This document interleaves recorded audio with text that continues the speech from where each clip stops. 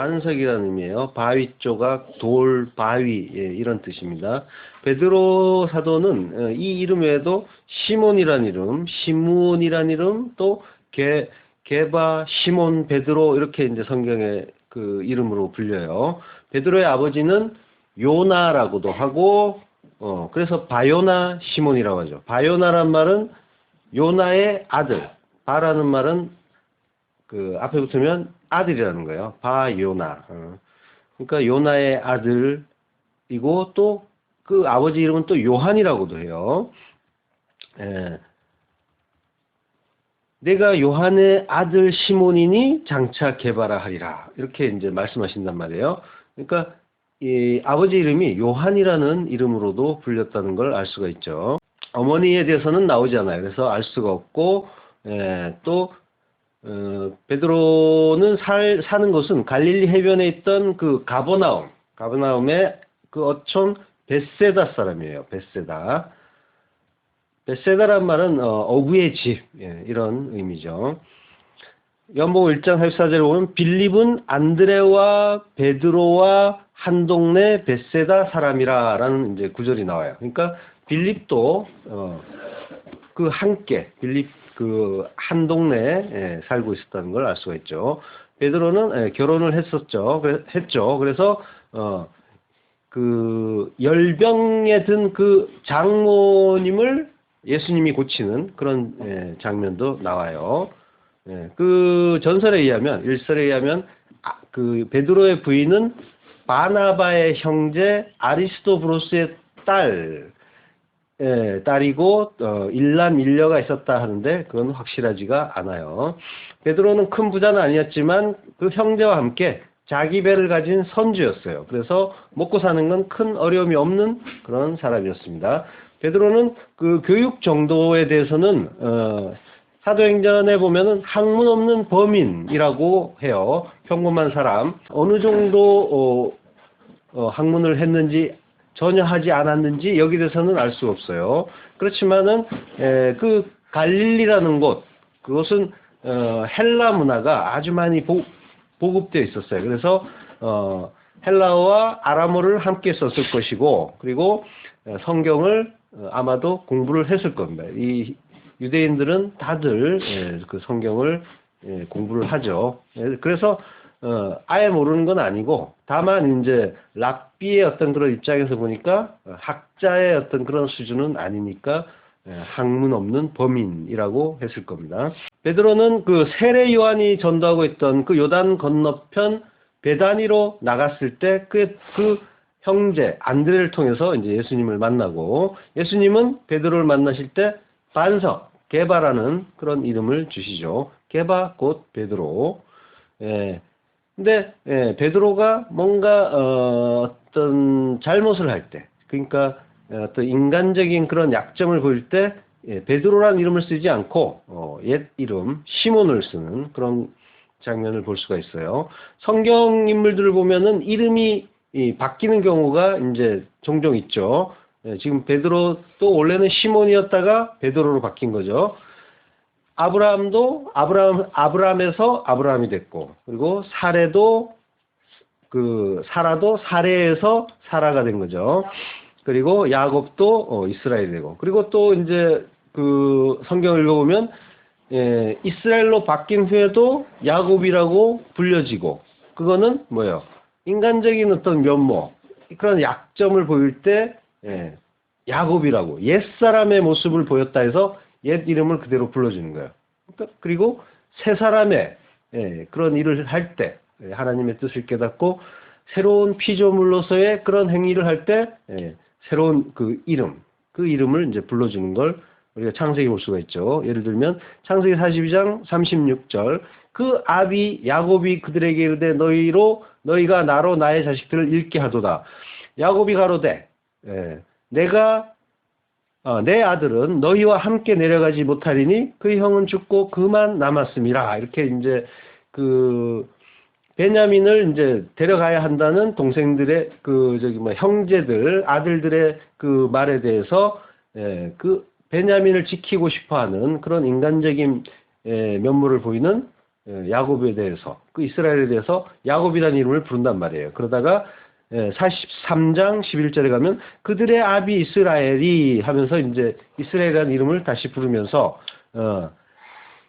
너희 다른 형제와 베냐민을 돌려 보내게 하시기를 원하노라. 내가 자식을 잃게 되면 이르리로다. 이런 이제 어떤 결단의 말을 한단 말이에요. 그러니까 하나님께 모든 것을 맡길 때 그 자기 품에 안았던 그 자식을 내놓을 수가 있고, 그걸 그때 이제 성경 기자가 그를 이스라엘이라고 부르는 그런 장면을 볼 수가 있어요.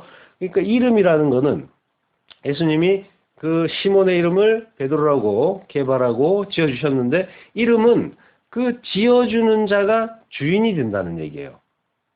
그러니까 지음을 받는 자는 뭐예요? 그의 소유가 되는 거예요. 지어주는 자의 소유. 아담이 동물들의 이름들을 다 지어주죠. 그러니까 아담이 그 만물의 영장이다라고 하는 거예요. 그들을 다스리는 자가 되는 거죠. 그리고 자기 이름으로 살던 자가 그 하나님에 의해서 이름이 바뀌면 뭐예요? 그는 자기 것이 아니라 내 인생은 나의 것이 되는 것이 아니라 하나님의 소유가 된다는 거죠. 그러니까 성도는 뭐예요? 이름이 다 바뀌어야겠죠. 옛사람 죽고 새 사람으로. 어떻게 이름이 바뀌어야 돼요? 그리스도인이 돼야 되는 거죠. 그리스도의 사람, 그리스도인이 돼야 되는 거예요. 요한계시록 14장 1절 또 내가 보니 보라 어린 양이 시온산에 섰고 그와 함께 14만 4천이 섰는데 그 이마에 어린 양의 이름과 그 아버지의 이름을 쓴 것이 있도다. 내 이름 뺏기고 나 삭제되고 나의 어떤 존재가 삭제가 되는 거예요. 그리고 어린 양 예수 그리스도의 이름으로 바뀌는 거예요. 이름이 바뀌는 거예요. 그래서 존재 자체가 바뀌는 거예요. 완전히 다른 존재가 된단 말이에요. 그게 새로운 피조물이라는 거예요. 새 사람이라는 거예요. 적당히 지금 상태에서 조금 더 착한 사람 되는 거. 그러니까 신앙생활이라는 거는 뭐 나쁜 짓 더 안 하고 앞으로 이제 착하게 살고 다른 사람 이웃을 사랑하고 도와주고 이러면 되지 않나 하는데 그걸로 되는 일이 아니에요. 될 일이 아니에요. 그런 거는 다른 종교에서도 다 한단 말이에요. 불교에서도 하고 여타 이제 종교들에서도 얼마든지 그런 일들을 한단 말이에요. 불교에서도 하고, 그렇지만은, 완전히 새로운 존재가 돼야 되는 거예요. 그러니까 자기의 어떤 완전한 죽음, 그 죽음에 대해서 이야기를 했었죠. 죽음 이후에 하나님이 주시는 그 새 생명으로 완전하게 새롭게 태어나는 것. 이게 진짜 구원이란 말이에요. 그걸, 그 나의 어떤 죽음, 여기에 관심을 가져야 되는 거예요. 적당히 착한 사람, 적당히, 선한 사람, 남을 도와주는 사람, 친절한 사람, 이런 걸로, 나의 구원이 확증되는 게 아니란 말이에요. 자, 베드로가 실제로 그 예수님의 제자로 부름을 받은 것은 그 예수님을 만난 후, 그 후에 안드레가 갈릴리 바다에서, 그러니까 안드레와 함께 갈릴리 바다에서 고기잡이 하던 때죠. 그때 예수님이 나를 따라오라. 내가 너희로 사람 낚는 어부가 되리라 하면서 부르시는 거예요. 그때 베드로는 안드레와 그리고 또 조금 더 가다가 요한과 야고보 함께 제자로 부름을 받았고 따라 나서는 그런 장면을 볼 수가 있어요. 베드로는 베드로는 안드레 형제고 또 야고보와 요한이 또 형제요. 그러니까 두 쌍의 형제인데 함께 쓰여지고 있는 것은 이제 이 사람들의 우애가 깊었다는 걸 또 시사하는 그런 내용이고요. 안드레가 비록 그 베드로를 그 예수님께로 인도하죠. 예수님을 먼저 만나고 그리고 베드로를 예수님께 소개를 하지만 초대교회에서는 뭐예요? 베드로가 더 저명한 사도로 기억이 되죠. 베드로의 이름은 또 항상 12제자 중에 가장 먼저 언급되는, 그래서 수제자라 부르기도 해요. 그리고 베드로의 지도적인 위치는 그 부름을 받은 이후에 계속 유지가 되는 그런 장면들을 볼 수가 있어요.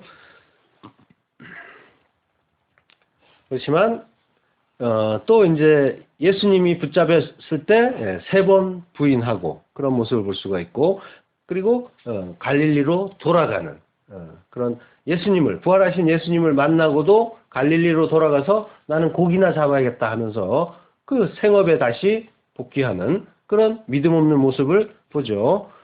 거기에서 또 예수님이 부활하신 예수님이 찾아오셔서 만나주시고 그리고 내 양을 먹이라는 그런 사명도 주세요. 그리고 베드로는 예수님의 승천을 목격하고 그리고 마가의 다락방에서 제자들과 기도하다가 오순절에 성령 강림을 체험하고 그리고 성령을 받고 또 이제 설교를 그때 성령 충만해서 설교를 하면서 수천 명씩 회개시키기도 하는 그런 모습을 볼 수가 있어요.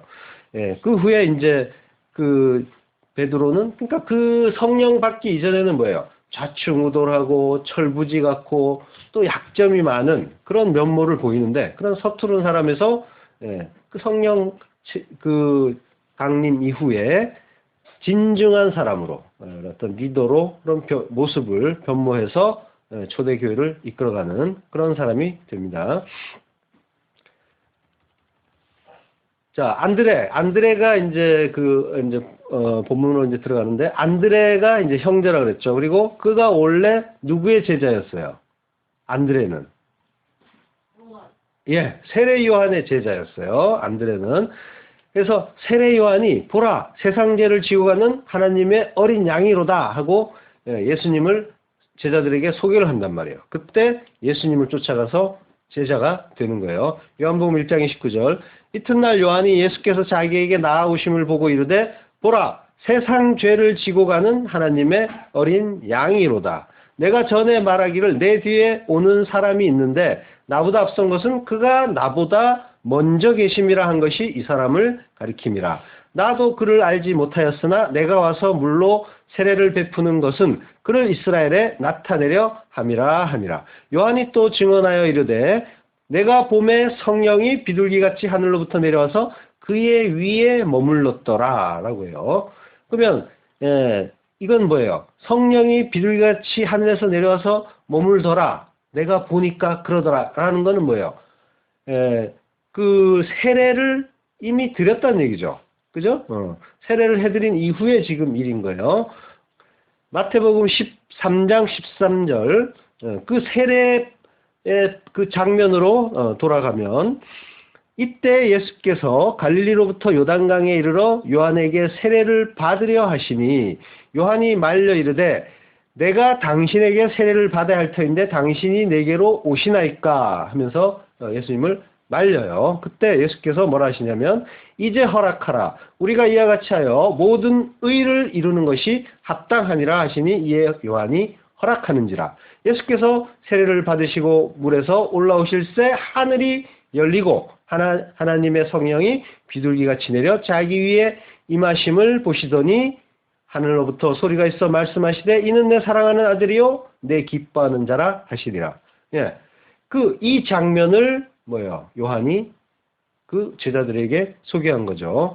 예수께서 이제 그 세례를 받으실 때 요한이 만류하고 그때 예수님이 허락하라라는 말씀을 하셔요. 이제 허락하라. 허락하라는 말은 아피엠이라고 하는데 이 단어는 굉장히 중요한 말이에요. 뒤에서 좀 더 자세하게 할 텐데 내버려둬라, 용서하라 이런 의미가 있어요. 이와 같이 하여 후토스라고 해요. 이런 방식으로 모든 의를 이루는 것이 합당하니라. 세례의 방식으로 모든 의를 이룬다는 거예요. 세례는 뭐예요? 죽고 사는 거죠. 물에 빠져 죽고 사는 거. 그리고 뭐예요? 예수님이 내가 받을 세례가 있다고 하시죠? 그 세례가 뭘 얘기하는 거였어요? 십자가. 그러니까 세례는 뭐예요? 십자가를 얘기하는 거예요. 그러니까 이와 같은 방법으로 라는 말은 이와 같이 한다는 건 후토스고 후토스는 이와 같은 방식인데 예수님이 말씀하시는 건 결국 뭐예요? 십자가에 달리는 방식으로 모든 의가 이루어진다는 거예요. 그리고 그 의라는 말은 또 뭐야? 디카이오 시네라고 하죠. 그 의. 성경에서 말하는 의는 우리가 흔히 생각하는 그런 의미와는 많이 달라요.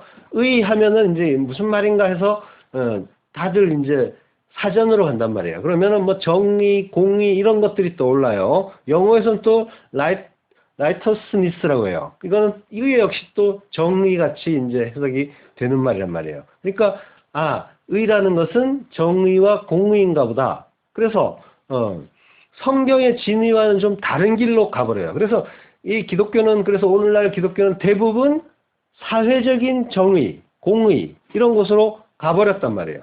그래서 뭔가 그 정의로운 사회를 이루는 것이 하나님 나라의 건설이다 하는 그런 착각 내지는 오해를 하는 그런 방향으로 흘러가고 있어요. 그리고 가버렸어요. 많이들. 완전히 다른 길이에요. 이 세상, 이 땅에 눈에 보이는 그 나라를 건설하는 것이 대다수 기독교의 지향점이 되어버린 거예요. 그리고 또 거기에 맞추니까 뭐예요? 신자의 행위가 또 눈에 보이는 그런 일들이 되는 거죠. 착한 사람이 되고 선한 행동을 하고 불의웃을 돕고 세상의 빛과 소금이 되자. 그리고 사회에 선한 영향력을 끼치자. 그러자면 어떻게 해야 돼요? 성공해서 요셉처럼 출세해서 영향력이 큰 사람이 되는 것이 좋겠구나. 이렇게 돼버렸단 말이에요. 그리고 그 영향력을 하나님 영광을 빛내는 방향으로 잘 발휘하자. 이렇게 이해를 했어요.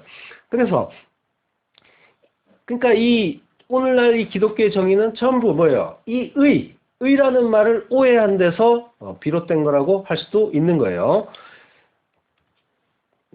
근데 이 의에 대한 정의를 잘못해서 다른 길로 갔다는 것이 아니라 그 하나님의 뜻에 의해서 사실은 하나님의 뜻에 의해서 사람들이 이 디카이어 신의 이 의를 오해하고 다른 길로 또 가버렸다라고 볼 수도 있어요. 말이 좀 애매한데 그러니까 이 사람들이 그 해석을 하는데 그걸 잘못했기 때문에 이 사람들이 잘못 해석해서 그래서 실수해서 딴 길로 갔다는 것이 아니라 그 간 것 역시 하나님의 뜻 가운데 일어난 일이라는 거예요. 엄청나게 많은 기독교 대다수가 이 길로 갔단 말이에요. 근데 그게 그들만의 실수는 아니라는 거예요. 하나님이 눈과 귀를 열어주지 않으신 거예요. 그걸 깨닫지 못하게 하신 거예요. 그래서 다른 길로 가버린 거예요. 성경에서 말하는 의는 그 관계를 맺고 있는 그 사이, 그 관계에서 자기의 할 바, 그 의무를 충실하게 이행하는 것, 그걸 의라고 해요. 그러니까 하나님은 뭐예요? 하나님의 의는 뭐예요? 그 택한 자를 구원하는 거죠. 그래서 그 택한 자에게는 뭐예요? 그 구원을 이루기 위한 그 여러 가지 과정, 믿음을 주시고 그 믿음을 지키게 하시고 깨닫게 하시고 하나님의 뜻 깨닫게 하시고 하나님 나라를 알게 하시고 그리고 뭐예요? 그 돌아서지 않게 제대로 하나님 나라를 향해서 잘 갈 수 있도록 지켜주시는 것. 이것이 하나님의 의인 거예요. 또 하나님의 그 은혜가 임하지 않은 자들에게는 멸망의 길로 갈 수밖에 없게 하시는 것. 이것도 역시 하나님의 의인 거예요. 그러니까 그걸 이해하지 못하면 뭔가 좀 뭐 세월호 같은 그런 사건이 났을 때 하나님을 원망하는 그런 일들이 있는 거예요. 마태복음 6장 33절 너희는 먼저 그의 나라와 그의 의를 구하라. 그리하면 이 모든 것을 너희에게 더하시리라. 먼저 할 것은 뭐예요? 하나님의 나라를 구하는 거예요. 구한다는 것은 제테오라고 해요. 찾다는 말이에요. 찾으라는 거예요. 그의 의, 하나님의 의, 이걸 찾으라는 거예요. 그 의를 찾아야 되는 거예요. 바르게 깨달아진 그 나라와 그 의를 찾아야 되는 거예요. 우리가 할 일은. 자, 예수님이 세례 요한에게 세례를 받으시죠. 그리고 그 성령에게 이끌려 광야로 가세요. 거기서 40일 금식을 하고 마귀에게 시험을 받으세요. 세례를 받고 광야 40일 금식하는 것은 출애굽 때 이스라엘 백성들이 홍해를 건너고 또 그게 세례라고 했죠. 그리고 40년 광야 생활을 한 것과 같은 일이라고 했어요. 광야에서 이스라엘이 실패한 그 시험을 예수님이 통과하시고 사람이 떡으로 사는 것이 아니라 하나님의 말씀으로 산다. 이 정답을 내놓으셨죠. 세례를 받고 지금 뭐예요? 그 세례 요한이 세상죄를 지고 가는 하나님의 어린 양이로다라고 한 거는 뭐예요? 이 성령 세례를 받고 광야에서 금식하시고 시험을 받으시고 그 이후의 일인 거죠. 그죠? 성령 받고 바로 광야로 나가셨으니까. 예. 그때 그 두 제자 중에 하나가 그때 이제 돌아오시고 그리고 세례 요한의 소개를 받고 그 세상죄를 지고 가는 하나님의 어린 양이라는 그 소개를 받고 두 제자 중에 두 제자가 예수님을 따라가는데 그 제자 중에 하나가 안드레인 거예요. 그가 형제인 베드로에게 예수님을 소개하는 거예요. 예. 요한복음 1장 41절. 그가 먼저 자기의 형제 시몬을 찾아 말하되, 시몬이 베드로죠. 우리가 메시아를 만났다 하고, 메시아는 번역하면 그리스도라. 안드레가 그 세례 요한의 소개를 받고 그가 하나님의 아들이시구나. 그 성경에서 구약에서 말한 그 선지자구나. 그걸 깨닫고 그 예수님을 쫓아가고 베드로에게 소개를 한 거예요. 그리고 그를 예수께로 데려오니까 예수님이 그때 네가 시몬이니 장차 개바라 하리라 이제 그 말씀을 주시는 거예요. 그런데 이제 그 두 제자가 이제 스승인 세례 요한의 그 말을 듣고 예수님을 쫓아가는데 어떻게 보면은 다소 의리 없는 행동처럼 보이기도 하죠. 예. 세례 요한이 어떻게 보면은 조금 섭섭해할 수도 있겠다 싶은 그런 마음도 들죠. 저분이 그분이야라고 했더니까 두 제자가 냉큼 떠나가 버렸단 말이에요. 근데 세례 요한이 예수님을 누구라고 했어요? 하나님의 아들, 하나님의 어린 양이라고 했단 말이에요. 그러면 뭐예요? 당연히 쫓아가야 되는 거죠. 당연히 따라가야 되는 거예요. 의리를 찾는다는 건 사실은 뭐예요? 인간적인 생각인 거예요. 근데 뭐예요? 예수님을 따른다는 건 하나님의 뜻을 따르는 일인 거예요. 우리는 뭘 해야 돼요? 인간적인 생각 죽이고 하나님 뜻 따라가는 거예요. 성도는. 인간적이란 말은 여러분이 앞으로 그 인생을 살면서 많이 겪게 될 텐데 이 감정을 아주 조심해야 되는 게 바로 인간적인라는 그런 감정이에요. 인간적이란 말은 아주 따뜻하고 감동적인 그런 느낌이 들어요. 그래서 뭐 휴머니즘이니 아주 인간적인 사람이니 이러면서 소개를 받으면 세상 사람들은 굉장히 칭찬을 해요. 사실은 저 사람은 참 괜찮은 사람인가 보다 그렇게 인정을 해요. 근데 성경에서는 인간적인 어떤 그런 생각이나 행위를 했을 때 하나님 뭐라 하시냐면 사탄이라고 해요. 예수님이 베드로에게 야단을 치신 적 있죠? 네가 하나님의 일을 생각하지 않고 사람의 일을 생각하고 있다고. 그래서 사탄이라고 야단을 치신단 말이에요. 그 인간적이라는 말은 그 하나님의 뜻과는 완전히 반대로 가는 그런 생각인 거예요. 그 인간적이라는 건 인간의 편에서 당연하게 생각하는 것. 그게 뭐예요? 그게 죄인 거예요, 사실은. 그러니까 그 경계, 분별을 잘 하셔야 되는 거예요. 진짜 성도는 그 인간적이라는 것과 하나님의 뜻을 따른다는 것, 이걸 잘 분별하셔야 되는 거예요. 그렇게 가셔야 돼요. 근데 그러자면 어떻게 해야 돼요? 하나님의 뜻을 알아야죠. 그러자면 하나님이 어떤 분인지를 알아야 되고 성경 이 말씀, 하나님의 말씀은 어떻게 하고 계신지, 하나님 우리에게 무슨 말씀을 하고 계신지를 알아야 되는 거죠. 그래야 하나님의 뜻을 바르게 따라갈 수가 있는 거예요. 그게 쉽지 않아요. 이걸 잘 분별하지 않으면 어려워요. 근데 하나님의 뜻을 바르게 알고 바르게 따르면 사실은 간단해요. 아주 쉬운 거예요. 사람들이 고민하는 건 뭐예요? 전부 인간적인 것 때문에 고민하는 거예요. 하나님의 뜻만 제대로 발견하고 그리고 그 뜻을 바르게 따라가면 아주 간단해요.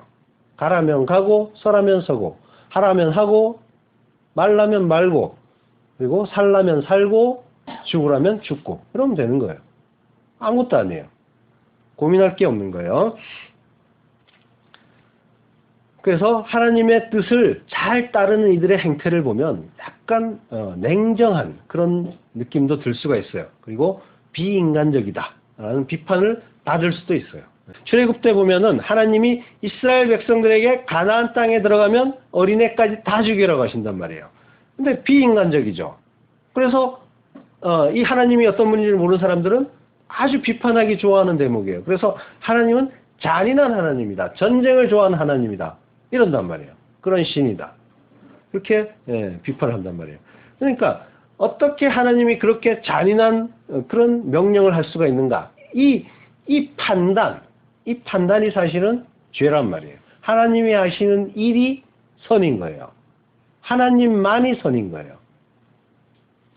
그걸 바르게 아셔야 되는 거예요. 하나님이 아말렉을 진멸하라는 그 명령도 하셨죠.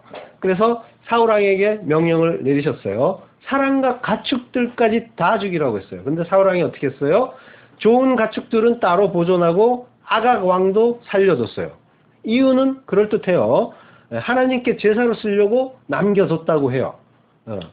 그리고 아각 왕은 좀 불쌍해 보여서 나라도 망하고 그 백성들도 다 죽었는데 좀 살려둘 수도 있어요. 인정상. 그런데 어떻게 됐죠? 아각 왕은 사무엘 선지자에게 반토막이 나고 그리고 사울 왕은 하나님께 버림을 받는 그런 일이 일어나요. 사무엘이 그때 뭐라고 합니까? 순종이 제사보다 낫다고 하는 거죠. 그리고 사울은 유기되고 다윗이 다시 대신 등장하게 되죠. 자, 다윗과 밧세바 사이에서 태어난 아들이 있죠. 밧세바가 아이를 낳았는데 심히 알아요. 근데 앓는데 그게 뭐 때문이에요? 하나님이 치셨다고 해요. 그러니까 하나님의 뜻이에요. 아픈 것도 뜻 가운데서 일어나는 일인 거예요. 그래서 치시니까 하나님이 그 아이를 치니까 아이가 심하게 아프단 말이에요. 이때 다윗이 금식하고 기도해요. 밤새도록 엎드려서 기도를 해요. 그래서 근데 이제 결국 그 아이는 살지 않고 죽었단 말이에요. 그때 그 신하들이 말을 못 해주는 거예요. 저렇게 애타게 기도를 했는데 죽었단 말을 어떻게 하나 차마 할 수가 없는 거예요. 근데 다윗이 눈치를 채요. 그들이 수군거린 걸 듣고. 그래서 죽었느냐라고 아이가 죽었느냐라고 이제 물어보니까 그렇다고 해요. 그러니까 다윗이 뭐라고요? 땅에 그 바닥에서 털고 일어나요. 일어나가지고 몸을 씻고 기름 바르고 그리고 옷 갈아입고 하나님의 전에 들어가서 경배하고 그리고 궁으로 돌아와서 뭐라고 하냐면 밥 차려달라는 거예요. 그래서 밥 먹어요. 신하들이 이상하게 생각하는 거예요. 어떻게 아이가 살았을 때는 그렇게 금식하고 애통해하면서 우시면서 기도까지 하셨는데 울면서 기도했는데 죽은 후에는 이렇게 홀가분한 모습으로 식사까지 하느냐. 더 울 줄 알았는데 더 미친 듯이 울 줄 알았는데 어떻게 그런 모습이시냐 이렇게 궁금해하니까 혹시나 내가 아이가 살아있을 때는 기도하면은 하나님이 살려주실까 해서 했지만 어차피 죽었는데 하나님 뜻 가운데서 죽었는데 내가 그 아이를 다시 살릴 수가 있는 능력이 있는 것도 아니고 나는 그에게로 갈 수 있지만 그 아이는 나에게 올 수 없으니까 그 하나님 뜻 가운데 일어난 일이니까 나는 그 일을 받아들인다는 거예요. 인정한다는 거예요. 하나님의 일을 나는 마음으로 받고 인정한다는 거예요. 이 다윗의 행위가 또 어떻게 보면 매정한 아버지가 되는 거죠. 그죠? 전혀 슬퍼하지도 않고 아이가 죽었는데 전혀 슬퍼하지도 않고 밥이나 먹어야겠다고 밥 차려달라고 옷 쫙 빼입고 이 매정해 보이는 행위가 사실은 뭐예요? 믿음 있는 행위인 거예요. 하나님을 인정하는 행위인 거예요. 하나님이 다 알아서 하셨을 텐데 우리가 그 하나님의 그 선하심을 믿는다면 어떤 일이 일어나건 그거는 뭐예요? 속상할 일이 아닌 거예요. 애면글면 괴로워하고 고민하고 할 일이 아닌 거예요. 인간적인 생각보다 하나님의 뜻이 중요한 거예요. 하나님의 뜻을 어떻게 알아요? 다윗처럼 하나님이 어떤 분인지 알아야지요. 그래야지 하나님이 뜻을 알 수가 있는 거죠. 그러니까 제자들이 세례요한을 떠나서 예수님께 간 건 의리 없는 일이 아닌 거예요. 의리 없다고 생각하는 게 인간적인 생각이란 말이에요. 예, 오늘 본문에서 18절에 갈릴리 해변을 다니시다가 두 형제 베드로와 안드레가 바다에 금을 던지는 걸 보셔요. 근데 그들이 어부라고요.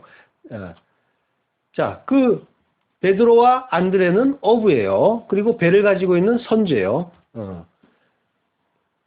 이 성경에서 히브리어로 땅을 에레츠라고 하죠.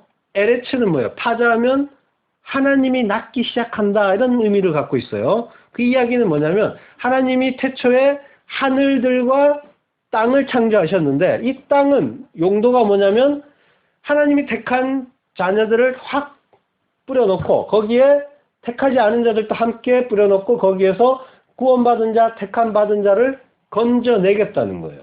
내가 택한 자들을 건져내는 그 용도로 만든 것이 땅이라는 거예요. 따라서 예수님이 그 제자들을 부르면서 그 제자들은 또 어부인데 예수님이 부르면서 뭐라고 하세요? 내가 너희를 사람 낚는 어부로 만들겠다라고 하죠. 그러니까 이 말씀은 굉장히 의미심장한 말이에요. 단순히 그들이 어부니까 그걸 무슨 라임을 하듯이 그런 식으로 이제 말씀하신 것이 아니라 그 의미까지 함께 들어있는 거예요. 그 이 땅의 용도, 예수님은 하나님이시잖아요. 그죠? 그 하나님이 이 땅을 만드신 용도에 맞게 이 제자들을 하나님의 그 창조 사역, 구원의 사역에 동참을 시키시는 그런 말씀이신 거예요. 그러면 예수님의 그 부름을 받은 자들은 어떻게 해요? 배와 가족을 다 버리고 예수님을 따라 나서게 되죠. 그들이 곧 그물을 버려두고 예수를 따르니라 라고 해요. 버려둔다는 말이 아피엠이에요. 아까 그 허락하라 이 말씀. 여기서 이제 좀 자세하게 설명할 텐데요. 이 아피엠이라는 말은 아포라는 말, 전치사 아포라는 말과 시엠이라는 말이 합쳐진 말이에요. 아포는 뭐뭐로부터라는 말이에요. 그러니까 아피엠이는 뭐뭐로부터 버려두고 그리고 그런 의미가 있는 거죠. 이 아피에미는 또 다른 뜻이 뭐냐면 속박에서 벗어나다 그리고 방면하다 이런 뜻도 함께 있어요. 속박에서 벗어나다. 그러니까 그들이 뭐예요? 그물로부터 벗어났다 이런 의미도 있는 거예요. 그러면 그물은 뭐예요? 이 사람들이 이걸 가지고 뭐예요? 생활을 했던 사람이죠. 이게 내 생명이야. 이거 없으면 나 죽어하면서 열심히 그거 붙잡고 살던 사람들이란 말이에요. 근데 거기로부터 벗어나게 만들어 주시는 것. 그 속박. 나 이거 아니면 죽는다는 그 가짜 생명. 그 가짜 생명으로부터의 속박으로부터 벗어나게 한 것. 이것이 그 의미를 버려둔다는 것이 그 의미를 가진 거예요. 그리고 아까 그 허락하다 그런 의미도 있고 또 용서하다는 의미도 있어요. 마태복음 6장 12절 우리가 우리에게 죄 지은 자를 사하여 준 것 같이 우리 죄를 사하여 주옵시고 용서하여 주옵시고죠. 그죠? 그러니까 우리가 우리에게 죄 지은 자를 사하여 준 것 같이 우리의 죄를 용서해 달라고 할 때 이 아피엠이란 말을 쓴단 말이에요. 우리말 성경에서는 우리가 우리에게 죄 지은 자를 사하여 준 것 같이 우리의 죄를 사하여 주옵시고 하니까 우리가 남을 사하여 준 것이 먼저인 것 같죠. 그렇죠. 뭐 원어는 그렇지가 않아요. 그 동시적으로 나왔는데 그리고 순서도 우리 죄를 사하여 주옵소서 이제 그 얘기가 먼저 나와요. 그리고 우리가 우리에게 죄 지은 자를 사하여 준 것 같이. 그러니까 우리말의 특성상 이제 이 우리의 죄를 사하여 준 것 같이가 먼저 나왔는데 그래서 마치 우리가 사해 줬으니까 하나님도 우리 죄를 사하여 주세요라고 이제 요청하는 것처럼 들리지만 사실은 뭐예요? 하나님이 우리 죄를 사하여 주신 거예요. 근데 그 용서해 준 것, 사하여 주신 것, 그걸 어떻게 알아요? 모르죠. 그러니까 뭐예요? 용서를 받은 기억이 없으니까 다른 사람을 계속 정죄하고 있는 거예요. 지금 다른 사람 계속 비판하고 뭐 잘못 지적하고 욕하고 막 계속 그러고 있죠. 이게 뭐예요? 용서를 못 받았다는 증거인 거예요. 용서를 받았다면 아마도 다른 사람을 용서하고 있을 거예요. 그 용서, 그러니까 이 풀려나는, 여기에서 아피에미, 거기에서부터 속박으로부터 풀려난 자, 그 죄로부터 풀려난 자. 나는 그 죄로부터 이제 풀려났구나. 죄가 무엇인지 깨닫고 그 성령 하나님의 그 은혜로 성령이 내 안에 오실 때 죄에 대하여, 의에 대하여, 심판에 대하여 책망하시고 깨닫게 하신단 말이에요. 그때 죄가 뭔지 안단 말이에요. 그래서 모든 사람들이 그 죄의식 때문에 괴로워하고 그 죄 때문에 자기 죄가 들통날까 봐 더 큰 죄 짓고 계속 그러면서 사는데 그 죄가 무엇인지 깨달았단 말이에요. 그러면 뭐예요? 그 죄로부터 풀려나게 돼 있어요. 그 죄는 뭐예요? 아무것도 아니라는 걸 알게 되는 거예요. 그 죄는 내가 하나님의 그 의 깨닫게 하시려고 주신 그 어떤 용도의 어떤 교구제 같은 것이었구나 하는 걸 깨닫게 돼요. 뭐 앞으로 두고두고 좀 더 공부를 해야겠지만 그 죄라는 것은 그렇단 말이에요. 그러니까 거기에서 풀려나면 아피엠이 하면 뭐예요? 그가 뭐예요? 용서받은 자가 되는 거예요. 하나님의 너는 그 죄로부터 풀려났으니까 하나님이 원래부터 죄를 우리 입에 넣어서 보냈단 말이에요. 이 땅에. 그래서 모든 사람이 다 죄인으로 이 땅에 온단 말이에요. 근데 그 죄인을 뭐예요? 하고 싶어서 하나요? 하나님이 어떤 의도가 있어서 그 죄를 우리에게 주시고 너는 죄인이다 라고 한 거예요. 예수님이 죄가 있어요? 죄가 없으면 죽지 말아야 되죠. 근데 죽으셨단 말이에요. 왜요? 죄인의 역할을 하신 거예요. 하나님이 너는 가서 죄인의 역할을 하라고 하신 거예요. 그래서 예수님은 죽으셨던 거예요. 그걸 깨달으면 풀려나는 거예요. 풀려나면 용서가 되는 거예요. 그래서 우리에게 우리 죄를 용서해 주옵소서. 우리가 우리에게 죄진 자를 그러면 우리도 용서할 수 있는 그런 자가 되는 거예요. 그가 이제 용서를 할 수가 있게 되고 그가 덮어줄 수가 있게 되는 거고 그가 사랑을 할 수 있게 되는 거예요. 그 이전에는 뭐예요? 전부 거래하는 거잖아요. 그죠? 나에게 좀 잘해주면 그때 자기도 잘해주고 좀 비판하면 같이 비판하고 그래서 마태복음 6장 14절 너희가 사람의 과실을 용서하면 너희 천부께서도 너희 과실을 용서하시려니와 그래서 이런 말씀을 또 하시는 거예요. 그러니까 제자들이 그 아피에미, 그물을 아피에미 했다 하는 거는 그 그물의 속박에서 벗어났다. 예수님의 말씀을 듣고 그냥 풀려난 게 아니죠. 나를 따라오라 라는 그 말씀을 듣고 예수님의 말씀을 듣고 풀려난 거예요. 자유로워진 거예요. 진리는 예수님의 말씀인 거예요. 말씀으로부터만 자유로워질 수가 있는 거예요. 그 죄에서 풀려나는 건 말씀밖에 없다는 거예요. 예수님밖에 없다는 거예요. 그들은 이전에는 뭐 했어요? 바다에 금을 던지고 있었어요. 던진다는 말, 발로는 의지한다는 뜻도 있어요. 그러니까 바다, 그 저주의 바다에 금을 그들을 사로잡고 있던 그 생활의 방편, 이거 아니면 나 죽어 하는 것, 가짜 생명, 그 속박으로부터 벗어난 것, 그 벗어나게 하는 거예요. 그래서 사로잡힌 것에 의지하고 있던 죄인들을 말씀으로 자유롭게 풀려나게 하는 그 구속사 전체가 뭐예요? 요 장면 하나에 바로 담겨 있는 거예요. 오늘 본문 그 한 절 속에. 따라오라 하니까 그들이 버려두고 따라가더라. 그 한 장면 속에 압축해서 들어있는 거예요. 제자들이 풀려나니까 다 버리고 예수님을 따라간다는 거예요. 그러니까 예수님을 따른다는 건 뭐예요? 다 버린다. 이걸 보여주는 거예요. 그 그림인 거예요. 그러니까 예수님을 믿을 때 생계고 직업이고 직장이고 가족이고 다 버린다는 것이 아니라 마음으로부터 떠나는 그것이 내 거 아니다. 진짜 내 생명 아니다. 그 얘기하는 거예요. 모든 사람이 다 예수만 믿고 교회 전부 나가서 그것만 하라 그 얘기가 아니라 마음으로부터 떠나라는 거예요. 하나님이 보시는 건 뭐예요? 마음이란 말이에요. 하나님은 외모를 보시는 게 아니라 중심을 보신다고 하죠. 그 중심이 레바브, 마음이란 말이에요. 마음을 보신단 말이에요. 항상. 아무리 행위가 그럴듯하고 해봐야 하나님은 그거 인정 안 하시고 그 마음이 하나님을 경외하는지 순종하는지 그걸 보시려고 한다는 거예요. 그런데 그게 잘 됩니까?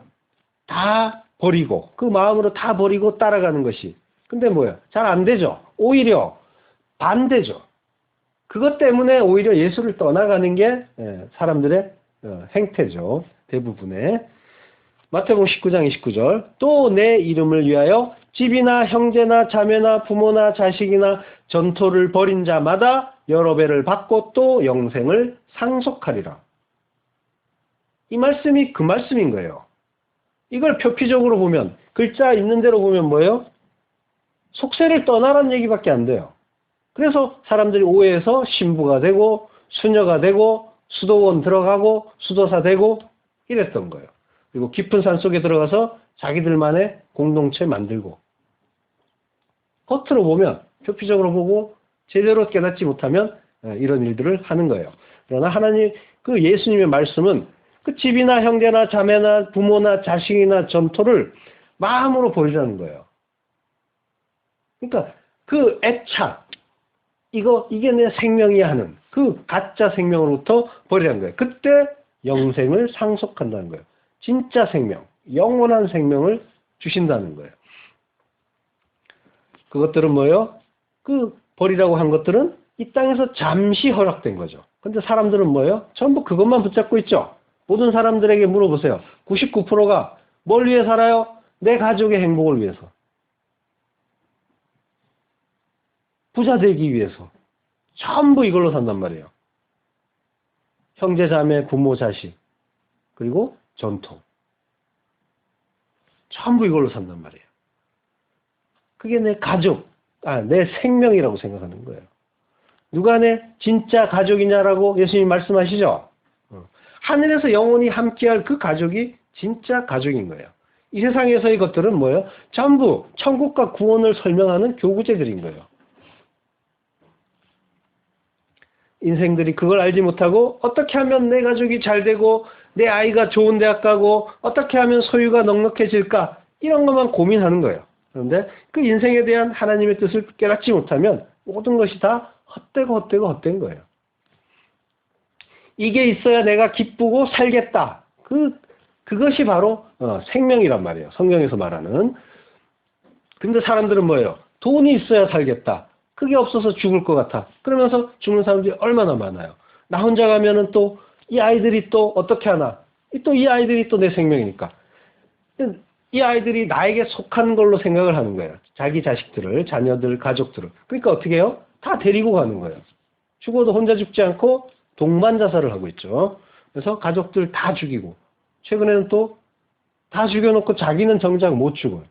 원래는 자기가 죽으려고 했었는데 그래서 살인자가 돼서 체포되고 돈이 자기 생명이고 그 아이들, 그 가족들이 자기 생명이란 거예요. 그러니까 오해하고 있는 거예요. 돈은 뭐라고 했어요? 보이지 않는 그 나라, 그 하나님을 보지 못하는 그것, 믿음 없는 자가 이 땅, 눈에 보이는 것만 볼 수밖에 없겠죠. 그때 뭐예요? 그 보이는 것들이 그 가치 있는 것으로 보이게 되어 있는 거예요. 그걸 보이는 이걸 뭐라 그래요? 물질이라고 한다고 했잖아요. 이 물질을 가치로 환산한 것이 돈이고 그러므로 돈을 사랑한다는 건 뭐예요? 보이지 않는 것, 그걸 실체로 보지 못하고 보이는 걸 본다는 얘기예요. 보이는 걸 믿고 그것이 나의 생명이라고 믿는 거예요. 근데 뭐야? 믿음이 없다는 얘기가 되는 거죠. 근데 뭐예요? 성경에서는 보이지 않는 게 진짜라고 해요. 히브리서 11장 1절 믿음은 바라는 것들의 실상이요 보지 못하는 것들의 증거다. 바라는 것, LP죠. 그 기대하는 것, 소망하는 것, 그것의 실상, 히포스타시스, 본질, 실체, 이걸 히포스타시스라고 해요. 이걸 실상이라고 해요. 진짜라는 거예요. 이게 이게 이해가 되셔야 돼요. 완전히 역설이에요. 그러니까 이 눈에 보이는 것들은 만져지고 보이고 하는 것들은 허상이고 그리고 눈에 보이지 않는 것 그 하나님과 그 하나님 나라 그게 진짜라는 거예요. 실체라는 거예요. 그걸 어떻게 알아요? 믿음의 눈으로만 볼 수가 있어요. 이것들은 곧 사라질 것이라는 걸 믿음은 볼 수 없는 것들에 대한 그 하나님이 부여해 주신 확신이고 따라서 바라는 것들에 대한 보증인 거예요. 따라서 믿음 없는 자들은 보이는 것만 붙잡게 되고 그 속에 생명이 있다고 착각하면서 어떻게 하면 그걸 더 많이 가질 수 있는가 거기에 대해서만 몰두하게 되는 거예요.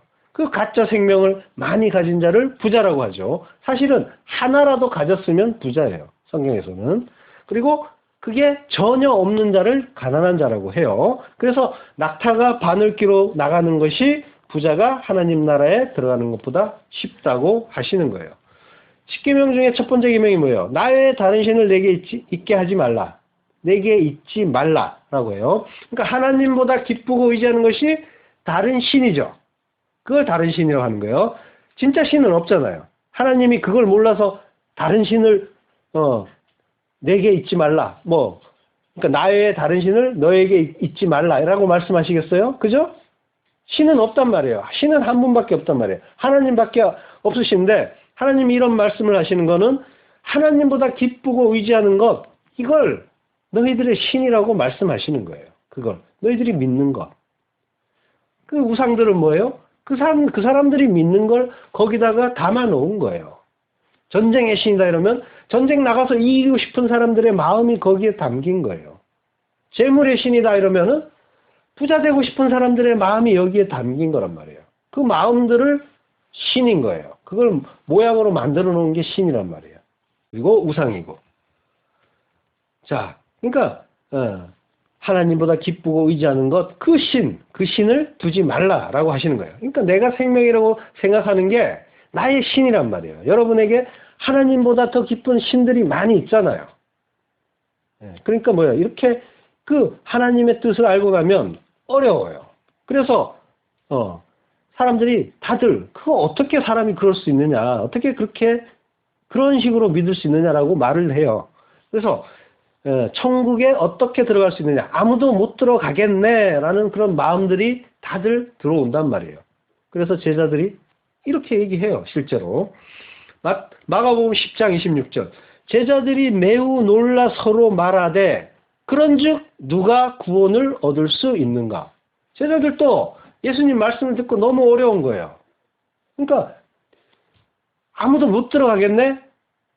그러고 있는 거예요. 하나님 뜻을 깨닫지 못한 그 상태에서 그때 예수님이 뭐라고 하셔요? 맞다. 사람으로는 할 수 없다. 그러나 하나님으로는 그렇지 아니하니 하나님으로서는 다 하실 수 있느니라 라고 말씀을 하시는 거예요. 그러니까 야 이거 너무 좋아 했던 것들 그리고 너무 갖고 싶어 했던 것들 이런 것들이 뭐예요? 내가 생명이라고 착각하고 있는 것들이란 거예요. 부자가 되어서 부자가 된 거예요. 갖고 싶다고 하는 그 마음 자체가 부자인 거예요. 무슨 얘기인지 아시겠죠? 많이 가져야 부자가 아니라 갖고 싶다는 마음만으로 이미 부자인 거예요. 그는. 하나님이 말씀하시는 부자. 그는 못 들어간다. 천국 못 들어간다 하시는 거예요. 거지인데 아무것도 없는 가난한 자인데 나 돈 좀 갖고 싶어. 뭐 집도 갖고 싶어. 뭐도 갖고 싶어. 막 이러고 있다면은 뭐예요? 그건 부자예요. 성경에서는. 성경에서는 눈에 보이는 이 세상 이것들을 가지고 얘기하지 않아요. 이 생활을 가지고 얘기하는 것이 아니라 그 마음의 상태를 가지고 항상 얘기하는 거예요. 영의 상태예요. 영혼에 대한 이야기만 한단 말이에요. 자, 진짜 생명은 예수 안에만 있는 거예요. 그러니까 그 가짜 생명 가진 자들은 뭐예요? 예수 밖에 있는 거니까 못 들어가는 거예요. 예수님이 가짜 생명에 그 붙들려 있던 제자들을 부르시고 따라오라고 하시는 거예요. 제자들이 그때 다 버리고 따라갑니다. 근데 그 제자들은 어디로 가요? 어디로 갈까요? 따라가면 바로 천국이에요? 아니죠. 예수님이 뭐라고 하세요? 마태복음 16장 24절 이에 예수께서 제자들에게 이르시되 아무든지 나를 따라오려거든 자기를 부인하고 자기 십자가를 지고 나를 쫓을 것이니라. 따라오는데 그냥은 못 따라온다는 거예요. 나를 따라오려면 어떻게 해요? 자기를 부인하고 자기 십자가 지고 따라오라는 거예요. 가짜 생명을 붙잡고 있던 그 자기, 그걸 버리고 자기 부인을 하고 자기 십자가 지고 가서 십자가에 박아 죽이려고 어디로 데려가요? 골고다로 데려가시는 거예요. 십자가에 박혀서 죽어야 되는 거예요. 그걸 예수를 따른다고 하는 거예요. 이 전 역사의 모든 성도는 이 십자가로 구원이 되는 거예요. 영단번이라고 하죠. 그 영혼이 그 한 번으로 영혼이. 그 예수님의 그 2000년 전의 그 십자가 사건, 그것이 영단번인 거예요. 그걸로 모든 시대, 전 역사, 그 이전의 시대도 역시 마찬가지예요. 예수님 오시기 전에는 어떻게 구원받았나? 십자가로 구원받았다는 거예요. 그래서 뭐예요? 지금 수요일마다 하는 게 그거잖아요. 이것도 예수였어, 이것도 예수였어 하면서 구약을 계속 공부하고 있잖아. 그죠? 십자가였다는 거예요. 계속. 창세 이래로 예수님은 계속 우리와 동행하고 계신 거예요. 한 번으로 영원히 십자가로 구원받는데 그 십자가를 의지하는데 그 십자가에 내가 먼저 달려야 되는 거예요. 그게 또 거듭난다고 하죠. 그러니까 십자가를 통과해서 옛사람이 죽고 새사람으로 부활해야 하는 거예요. 그가 새로운 피조물이 되는 거예요. 이게 기쁘겠어요? 재밌겠어요? 괴롭고 힘든 길이에요. 사람의 생각으로 보면 절대로 못 갑니다. 아무도 갈 수가 없어요. 그러니까 하나님의 그 성령 의지하지 않고 내 힘으로 구원 이루겠다는 것은 전부 엉터리인 거예요. 그러니까 오직 믿음밖에 없는 거예요. 그 믿음 역시 뭐예요? 주셔야 되니까. 그 믿음, 그 성령 구하는 거예요. 그래서 아이테오 하는 거예요. 주세요, 주세요 하면서 때를 쓴다는 거예요. 나 이거 없으면 죽어요. 주셔야 돼요 하고 매달리는 게 아이테오란 말이에요. 구하라. 근데 뭐예요? 그런 자세로 교회 나간 사람이 어디 있어요? 뭔가 나를 즐겁게 하나 안 하나 팔짱 끼고 지켜보잖아요. 그래서 재미없으면 뛰쳐나가고 지루하면 뛰쳐나가고 길게 하면 몸 비틀면서 뛰쳐나가고 영원한 생명이 걸렸다는데 관심이 없다니까요. 사람의 생각으로는 절대로 할 수 없는 것이 이 십자가의 길인 거예요. 오직 하나님만 하실 수가 있고 그 은혜를 받은 자만이 갈 수 있는 길이 십자가의 길이에요. 그 은혜를 받은 자가 이렇게 고백하는 겁니다. 갈라디아서 2장 20절 내가 그리스도와 함께 십자가에 못 박혔나니 그런즉 이제는 내가 사는 것이 아니요 오직 내 안에 그리스도께서 사시는 것이라. 이제 내가 육체 가운데 사는 것은 나를 사랑하사 나를 위하여 자기 자신을 버리신 하나님의 아들을 믿는 믿음 안에서 사는 것이라. 예. 그러니까 십자가에 박혀서 죽은 자, 그만이 그 사랑을 알 수가 있는 거예요. 내가 죽었다. 십자가에 못 박혀서 죽었다. 그랬더니까 나를 사랑하신 그분의 그 믿음이 깨달아진다는 거예요. 그분이 나를 사랑하셔서 나를 위하여 자기 몸을 버렸구나. 그 사실을 알게 되는 거예요. 그 사랑, 아가페, 그 사랑은 내가 죽고 내 안에 그리스도께서 사실 때, 그때만 알 수가 있는 거예요. 왜냐하면 그분이 사랑이기 때문에. 그거 없이, 하나님과 관계없이 사랑을 행한다, 사랑을 실천한다는 건 뭐예요? 어불성설인 거예요. 인간들이 합의한 그 행위의 사랑, 겉으로 드러나는 그럴싸한 사랑의 흉내인 거지 진짜 그 사랑은 아닌 거란 말이에요. 우리는 그 사랑을 알기 위해서 이 인생을 사는 거고 그리고 예배를 드리고 또 설교를 듣는 거예요. 온 마음, 온 몸으로 그 사랑을 알기 위해 집중을 해야 되는 거예요. 그 사랑을 아는 자만이 그를 믿을 수가 있어요. 그분이 나를 사랑하는지 아닌지 그것도 알지 못하면서 어떻게 그를 믿을 수 있냔 말이에요. 못 믿는다니까요. 그러니까 우리는 하나님이 성경 곳곳에서 말씀하시는 여호와를 알라, 힘써 여호와를 알라. 이 백성들이 하나님을 아는 지식이 없어서 망하고 있다. 이 말씀하시는 게 그거예요. 하나님이 어떤 분인지 모르니까 엉망으로, 엉터리로 다들 겉으로 드러나는 그걸로 사랑을 하고 있다고 착각하면서 살고 있는 거예요. 나 구원 받았다 하면서. 이제 내가 육체 가운데 사는 것은 나를 사랑하사 나를 위하여 자기 자신을 버리신 하나님의 아들을 믿는 믿음 안에서 사는 것이라. 지금 내가 이 인생 사는 게 뭐예요? 하나님의 아들을 믿는 믿음. 이 번역은 좀 이상한데 하나님의 아들을 믿는 믿음. 이거는 원어로는 하나님의 아들의 믿음 안에서. 그러니까 뭐예요? 하나님의 아들을 믿는 믿음 이러면 주체가 사람이 되죠.